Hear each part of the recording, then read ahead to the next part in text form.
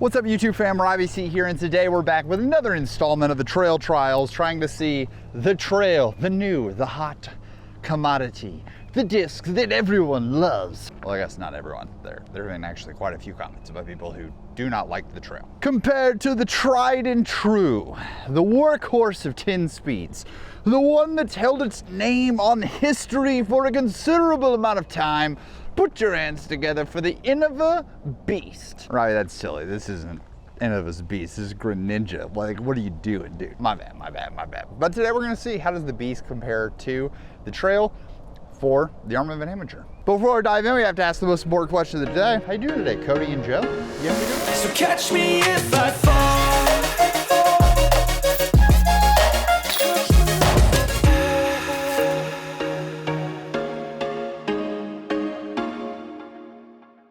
Now, I'll be the first to admit some of you might notice a glaring issue on how we've done the trail trials and the buzz battles in the past, based on the fact that we're talking about the Beast today. Well, I thought that we, as the commenters, we picked what comes next.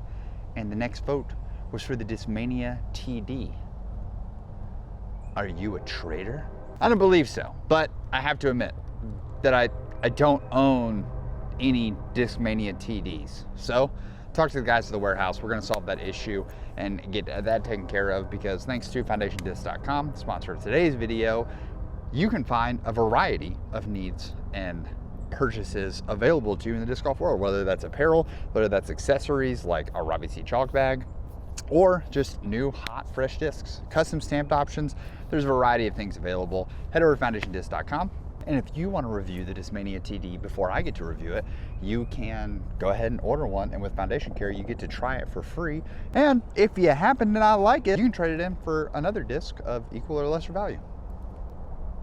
Sounds pretty great to me. Today we have the Discmania Beast, because I own a Beast, because I've been playing disc golf since 2012. I mean, if you've been playing that long, trust me, we didn't have access to as much cool, awesome gyros. The Gyro trend had not yet arrived. In fact, I remember the first time that one of my friends found a gyro disc and we were trying to figure out what the name of it is. And we were like, MVP Disc Sports, okay, that's the name. PDJ, that's not it. And we just didn't notice like that it said the one thing on the rim. So we just saw a gyro and we were like, oh, it's a gyro. Sick. And that's what we just called it, until we found another MVP disc 2 years later and we were like, oh, these can't both be gyros. One of them is a driver and one of them is a putter. That doesn't work. But the Beast, tried and true classic. So they'll go ahead and they'll put the flight numbers for the trail on one side of the screen, and they'll put the flight numbers for the Beast on the other side. I think looking at the flight numbers, you would think these are gonna have very, very similar flights. And I'm excited to see if that actually holds true. It's been actually years since I've thrown a Beast, so this should be a good time. I got a lot of thoughts on the Beast and its history here in the sport. But we're gonna go ahead and get started, and then once again explain a little issue we've been having that you'll also hear about in Thursday's video.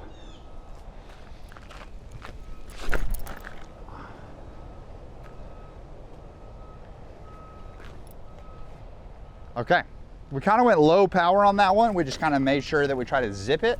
And you can see trail held really straight, and then just a slight little bit of fade at the end. So let's see if the Beast can do the same. I definitely hung the Beast out wider.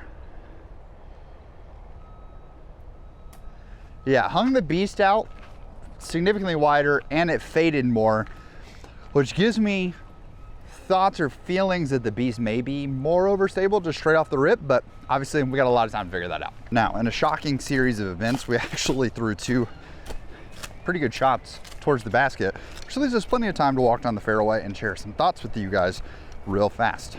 Obviously, we've all been part of the trail trials before. If you're here for the first time, I'll tell you how it goes. We usually start off by throwing really well for the first few holes, and then we diverge, like we divulge into a, no, that's probably the wrong word. We regress into a manic state of hysteria, and either Robbie gets a little angry or I get just a little loopy. But you'll find out. So when we talk about the Innova Beast, I think about the Innova Beast as being a disc that for lots of people, if you wanted to shell out extra money for your Innova starter set and you decided that you weren't going to just get the Leopard, the Shark, and the AVR, you spend a little bit of extra money and you could grab yourself a DX Beast. So it was known as this beginner-friendly driver, which was awesome, but it also gave you access to some more free distance, because for those of us who wanted to throw destroyers, the Beast was like the amateur feeling destroyer, sort of. Now, like I mentioned, for most people, the Beast, who have been playing for a while at least, the Beast is a disc that has popped in and out of your bag. So like, I can always tell when I have had a disc for a long time, because before Robbie C Disc Golf started really getting a bit bigger, I was someone who put my name and my number on all of my discs. And when I found this Beast, it had my number on it. And I actually used to run this like little stamp that had my like number and my cell phone number, and I'd just rubber stamp it onto discs. So I had to blur that out for today's video. But the Beast is a tried and true classic. I think about lots of folks who have been playing the game for several years, and honestly, one of the first people that came to my mind was Hunter. And I'm pretty sure I remember in one of my first videos that either one of the first times I filmed with Foundation or after I'd already signed with Foundation, that Hunter actually had a Beast in his bag for a little while. And I think it's just a disc that there's so many options out there. The Beast is not, I don't want to say it's not cool, but it certainly doesn't have that wow factor. When you pull a Beast out of your bag, people aren't like, oh snap, dude, that's crazy, what a cool sounding. It's just like, yeah, I threw a Beast. People expect it to be really good because of its history, but we just move past it really fast, which is interesting. And I'll even admit that I'm one of those people that did move past the Beast quite often. The Beast probably held a spot in my bag, and it's the longest point in my 13 years of playing. I would say the Beast held a spot in my bag 6 months, 7 months, never much longer than that, because I moved on to the Wraith family, and there are two discs that I think of that if I see them come out of their bag, I either know they've been influenced by someone who's been playing a long time, or they themselves have been playing a long time. Before we share what those two discs are, let's see if we can rip a couple shots right down the middle. Okay, a little turn on the trail, but it carries out there nicely. It's gonna be great. We're throwing to the B position, which is 345 feet away. Let's go with the Beast.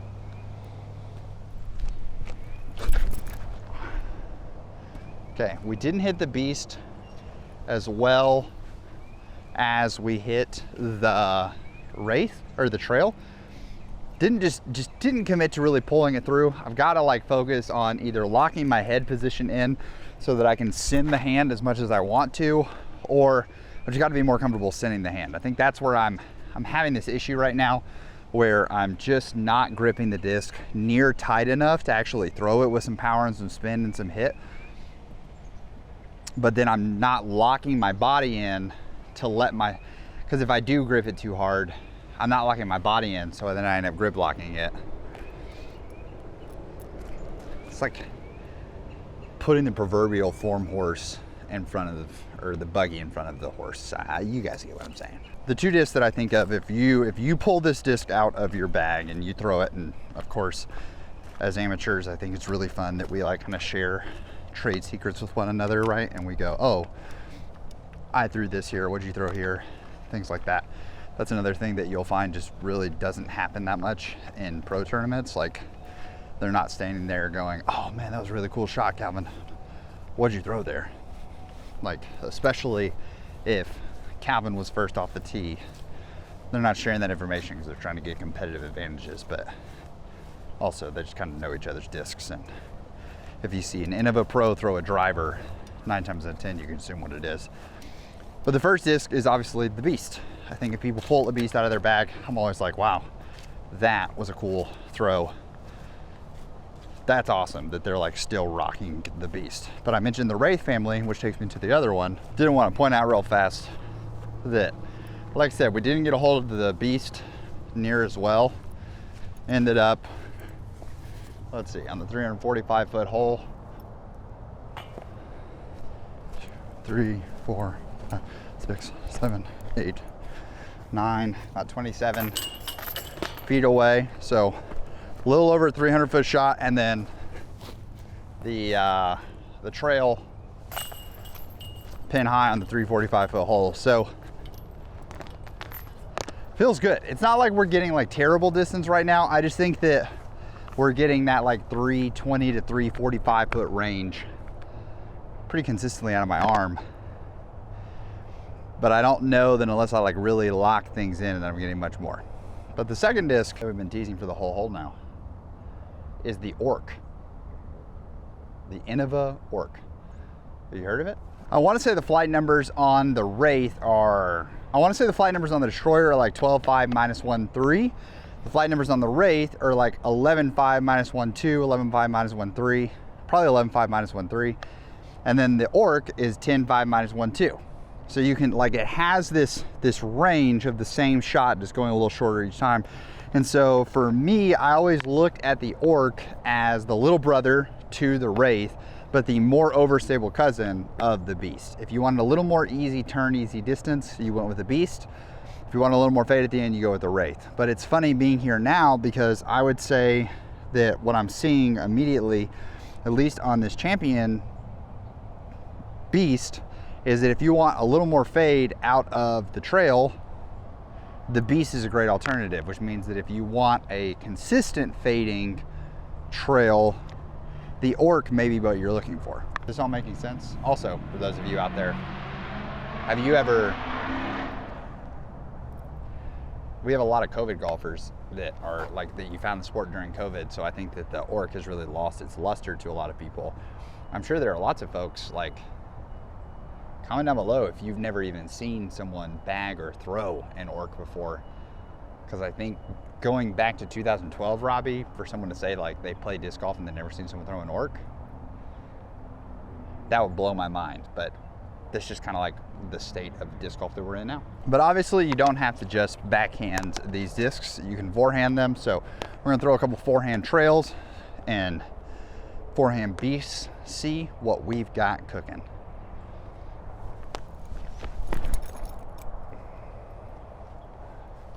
Get below it. Ooh. Almost tried to bounce onto the OB sidewalk. A little high, that's fine. Here we go. Beast. Oof. Now see, that is fascinating.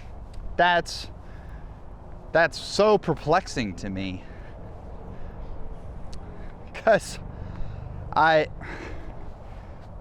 that's fascinating. I feel like that Beast just flew so understable compared to the trail that stood up, had a little turn to it, and I think that if the trail wouldn't hit the tree, it would have faded out, whereas that Beast, at no point did that Beast ever look like it wanted to fade.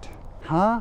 But also, if you're already heading to the comment section, let me know, not only do I want to see some comments about folks that maybe have not seen an Orc before in person or seen people throw an Orc, but let me know, what's that disc that someone pulls out of your bag or their bag, or they throw for a shot and you're like, oof, that person has been playing for a while, or they certainly have been influenced by someone who's been playing for a long time. Love to hear your thoughts. Okay, there is the short basket right there, which means the long pin should be in the woods. So we're gonna try to just throw a laser into the woods and see what happens. Let's go trail first.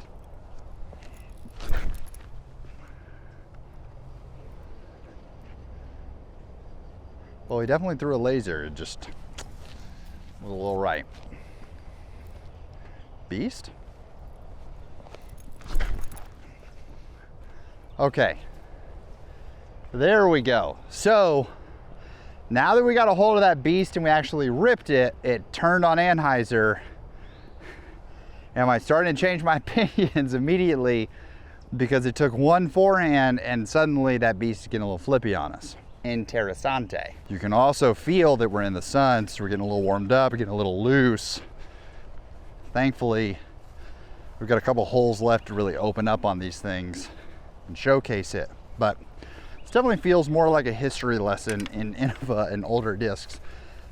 But I do think that there is just a variety of reasons that people overlook the beast. But thankfully, you guys in the comments, you didn't overlook the beast. You gave it its love and its credit, which is why we're here, throwing it right now.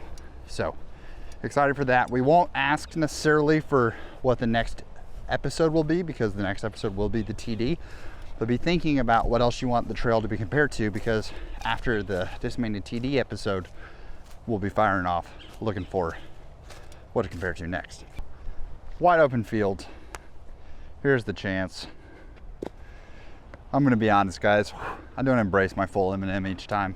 I get my one shot, my one opportunity in the wide open field, and I usually do not capture it. I always let it slip. So let's see what we can do.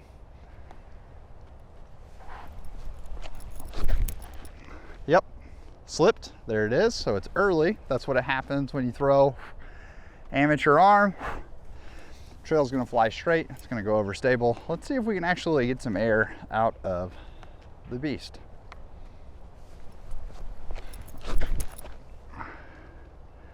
That's a much better rip. So when you actually put some power behind the beast, you get some turn to it, but then it still has that fade. So I feel like I can't let this thing decide, like, is it super flippy? Is it neutral? What's happening? You can see the confusion happening in our eyes. Thankfully, we find ourselves with another, hopefully these forehands are not as much of a struggle as saying it.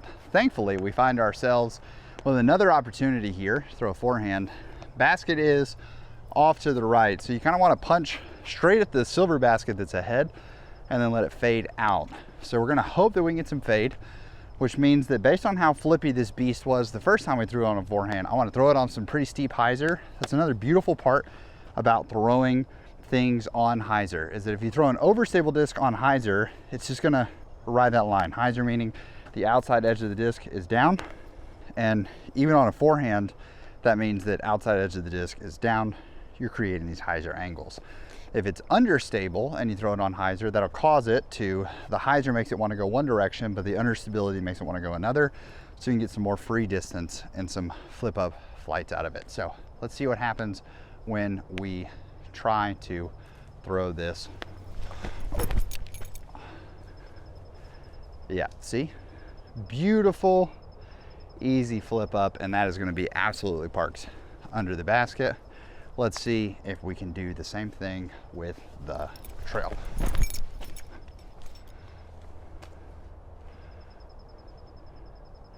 That's actually going to be long.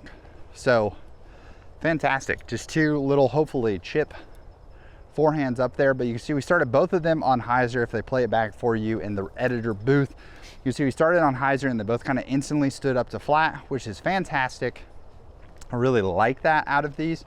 I think that makes both of these very friendly distance forehand discs if you're working on trying to throw in and get some like proper forehand mechanics, and you're not just like blasting and over abusing the like flex out flight of a forehand. Okay, fascinating here, because beast, like I said, absolutely where you want the beast to be. But the trail, not only did it go long, it ended up going OB, because if you end up on the sidewalk, I think it's a really fun part about this hole, is the way this hole is designed, is that it slopes down into this OB. So depending on how mean the tournament director is, sometimes they'll make it so sidewalk and beyond are OB, sometimes they just make the sidewalk OB. So if you're gonna go, you really want to carry all the way over and then have the long look back for the birdie, as opposed to that where it's like, it's a pretty tap in par, but not always a gimme par. Previously on Trail Trials, spectators got to witness the most classic George Ward Hole 7 appearance, where the thrower throws a perfectly flat shot out into the wide open field, and it hits the power line going flat. Not at an angle, not on hyzer, not on anhyzer, just straight carnage, straight into the power line. And so we're back on a beautiful sunny day. Just going to the power line. You want to throw a flat, want to throw a hard. Technically Beast still has it. We're gonna try to commit to the grip. This is really our last chance to open these up and show you this flight and let the Beast decide. Understable, neutral. I would put it on the neutral side. I think that we have thrown it on, when we threw it flat, we actually threw it like a little baby anhyzer on the one that turned over into the woods. On the forehand, maybe we just came over on top of it too much the first time, because you could see that it stood up to flat pretty beautifully. So let's try just a baby amount of hyzer, try not to throw it nose up, and see what happens here on this shot. Yeah, so I would say incredibly neutral disc, because we threw that nose up on not a baby hyzer, but a lot of hyzer, and it just never really thought about changing its direction. So I think the neutrality of the Beast, really, really great. I'm gonna rescind my statement about that it is more overstable than the Trail. I think there's an important distinction to be made here between the Trail and the Beast. Almost got it again, ladies and gentlemen. Almost got it again. Oh, we almost got that power line. So we've talked about this before, but the gyro push, the gyro effect of the Trail, and really anything faster than, 10 speed or faster inside of the gyro lineup, if you do not get it up to speed, that gyro effect, that extra weight out in the rim that gives it the gyro push to hopefully push it farther, fights against you to create a more overstable flight. So I think for lots of folks, if you end up going with like a Blizzard Champion Beast or a G-Star Beast, something lightweight or in a quote flippier plastic, I think that you're gonna get easier distance out of the Beast than you're getting out of the Trail, and you're getting more consistent distance out of the Beast and the Trail. If you are having nose up issues or you're having issues in committing to high speed discs, like me, while the Trail is going to give you really consistent and fun flights when you hit it well, it's going to feel like a tale of two cities in that it has two vastly different flights because of the fact that gyro ability is going to come back and bite you when you do not get it up to speed. So that's where I would say that the mold minimalist in me would go with the Beast, because it has a variety of plastic options, which can also give you more flights. Halo plastic exists, which is going to be a more overstable run of Beasts. Like I said, you can go Blizzard Champion, you can go super lightweight in Star plastic and get really flippy Beasts as well. The Trail is working on it. The Trail is getting in more plastics, which is really cool, but that gyro effect is always going to be there. And at least the Beast, whether you hit it well, if you hit it well, you know what it's going to do every time. Trail does a similar thing, but I just think that when you hit a lightweight Beast poorly, it's still going to fly. I mean, we go back to hole 2. I did not hit the Beast near as well as I hit the Trail, and we ended up with like a 20 to 30 foot difference. I'll take those odds. But ladies and gentlemen, we haven't devolved into cuckoo Robbie here. So why not end the video on the highest of high notes with me throwing my favorite angle? That's right, ladies and gentlemen, Robbie C introduces you to turnover backhands. I'm so good at these. It's insane, dude. No, but like seriously, if you know you're terrible at a shot, like I am, with my favorite angle, you can sit there and whine about it all day, sonny boy, or you can step up, you can embrace hard things, and you can say, my name's Robbie Crawford, and I know how to throw backhand turnovers.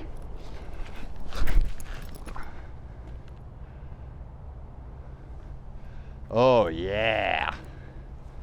That's right, middle of the fairway. Honestly, not too shabby. It didn't fade out like till the very end, which was nice. We ended up in those trees over on the left, so that's always nice. And we honestly didn't turn it into a cut roller. So let's try it again. Embrace the power. Step up, tell yourself you're amazing, and say, my name's Robbie Crawford, and I know how to throw backhand turnovers.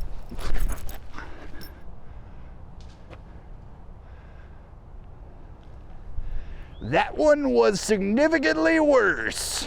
But we're just gonna replay the trail on the screen and in my head one more time. Do it for me, team editors, please, so they don't see my tears coming on the screen. That is going to wrap it up for today's video. I hope you guys enjoyed.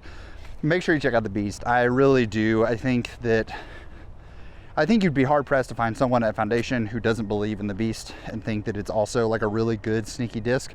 Like I said, I think that it gets a hard rap because it doesn't have that like ooh factor coming out of it. So sometimes, guys, discs are just so good on their own. It's just an expectation, right? Like Minnesota Vikings, we lose in prime time and no one's like, wow, I can't believe they absolutely collapsed. They're just like, oh yeah, that's like what we do. Beast throws a great shot. People are like, oh yeah, that's just what we do. So with all that being said, Skull Vikes, thank you so much for watching. I hope you have an amazing rest of your day. Please make it fantastic for someone else too. We'll see you next time in the trail trials with the Discmania TD. But for now, we're gonna leave you with the birdie.